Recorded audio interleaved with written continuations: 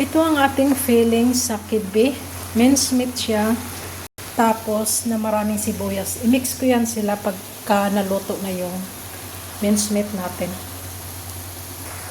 Ayan, okay na. Wala na siyang tubig. Kaya ako siya siniseparate kasi magtutubig kasi siya. Kaya pinadry ko muna siya. I-mix na natin.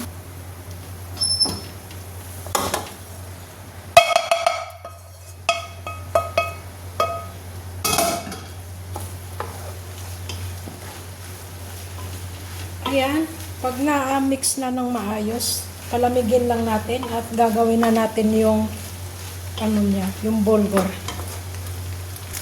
Lagyan din pala natin siya ng pine seeds. Ayan.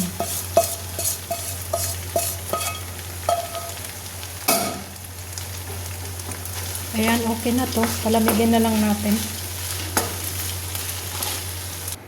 At ito yung bulgur na may ano rin to, may minced meat na ginigiling kasama sa bulgur. At dito natin siya ipaglalagay sa ating mga tray. Ayan, siyang lahat yan na tray. Ganyan ako ka-busy ngayon.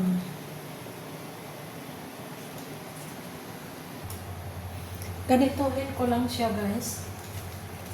I-round. Tapos i-flat. Bago ilagay dito sa ating tray.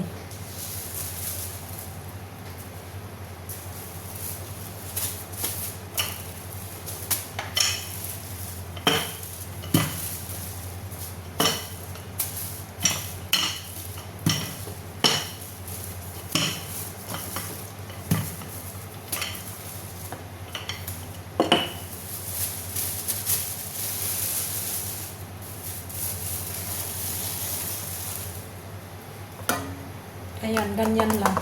Tapos, lagyan na natin to siya ng yung ginawa nating filling, yung minced meat at saka sibuyas. Tapos, takpan ulit siya ng ganito.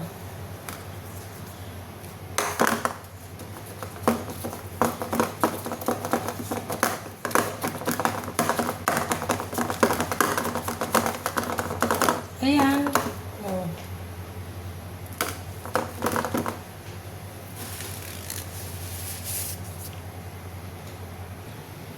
Ayan, lagyan na natin siya ng palaman sa gitna.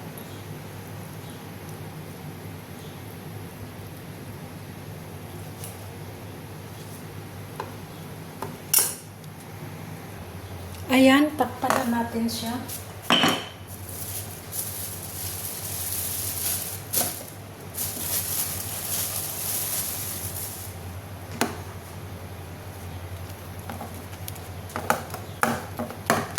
Ayan, nakagawa na tayo ng isa. At, ayan pa. Grabe. I-stack ito sa freezer.